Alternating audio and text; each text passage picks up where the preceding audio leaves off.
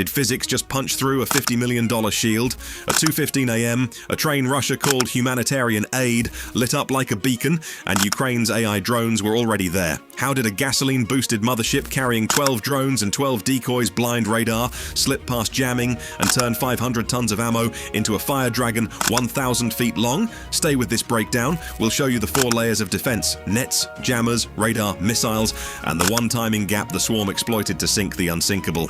Before we move on, please take a moment to subscribe to the channel and like the video. So here's the riddle. 4 layers of protection stood over that rail corridor, yet a handful of cheap drones walked through. Where was the timing leak that made a fortress act blind for a heartbeat?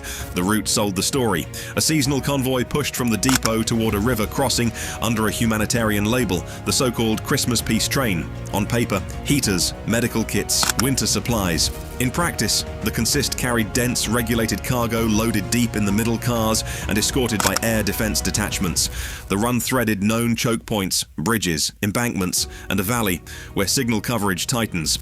It moved at night, with speed restrictions lifted through priority sectors, all of which hinted at cargo that mattered more than blankets. Moscow's line said 100% interception, but tasking patterns told another story. Satellites keyed to the span days earlier, ground spotters tracked security rehearsals at sidings, and thermal scans flagged hotspots inconsistent with aid. A target that valuable entering a narrow corridor becomes a schedule, and schedules can be ambushed. The first wall was electronic jamming.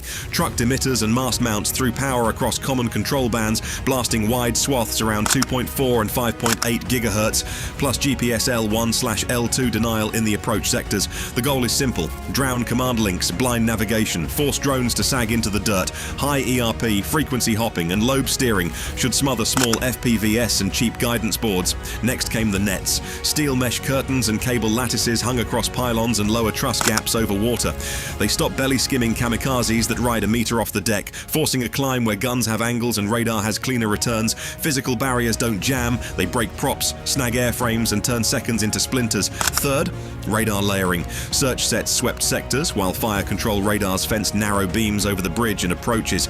Track filters score returns by path stability, and Doppler, ditching birds and balloons. Decoys usually die in that math. Weak vectors, inconsistent speed, sloppy range gates. Fourth, shooters.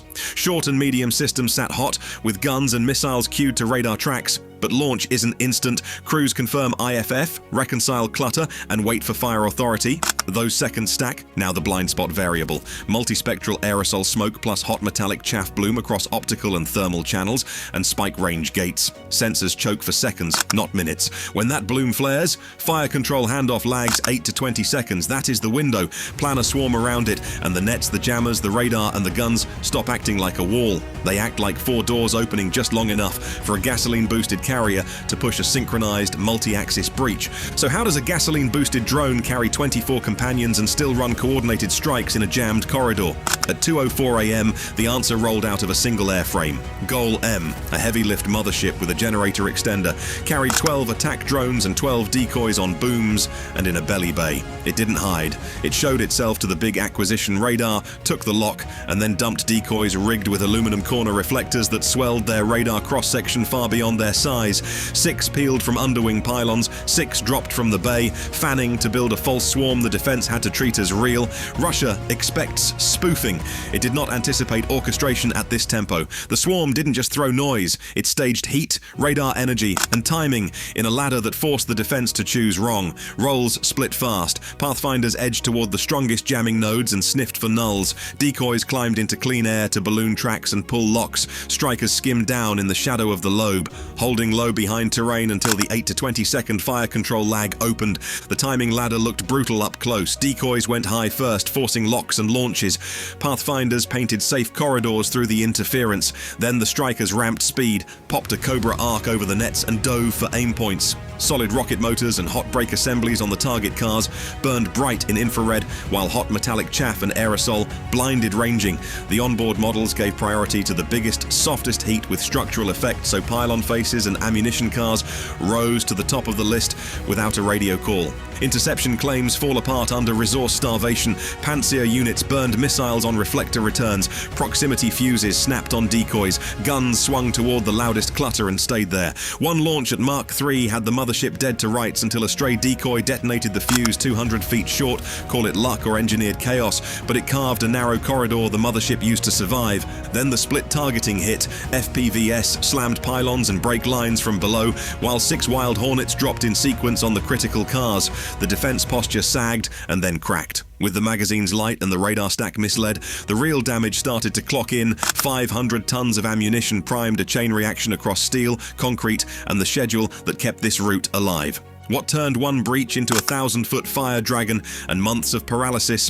The second wave did not aim for spectacle, it aimed for physics. The first punches crippled the carrier and froze the defensive rhythm. Then the follow-ons hit where energy concentrates, attack drones drove into the ammunition cars, while hover elements launched FPVS straight at pylon faces and brake lines. That slit the artery holding the consist together, and it all started to feed on itself. Heat moved the fight from metal to structure, rails softened, losing their temper well before melting, so gauge drifted and anchors let go. Concrete supports began to spall as internal moisture flashed to steam, throwing off chunks and exposing rebar to direct flame.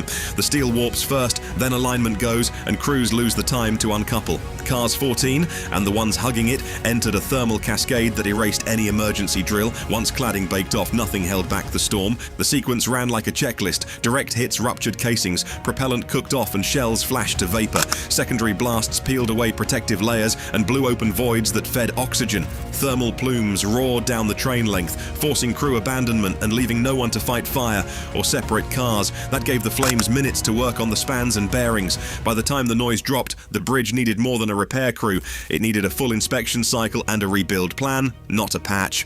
The money side is unforgiving. Around $200,000 in drones and fuel traded for cargo near $50 million, a $10 million train, and throughput worth far more. Over the weeks, the line stays cold. Every interceptor Russia fired at a reflector or a sacrificial airframe only improved the margin. High-end missiles against low-cost decoys turn air defense into a bill that never stops growing.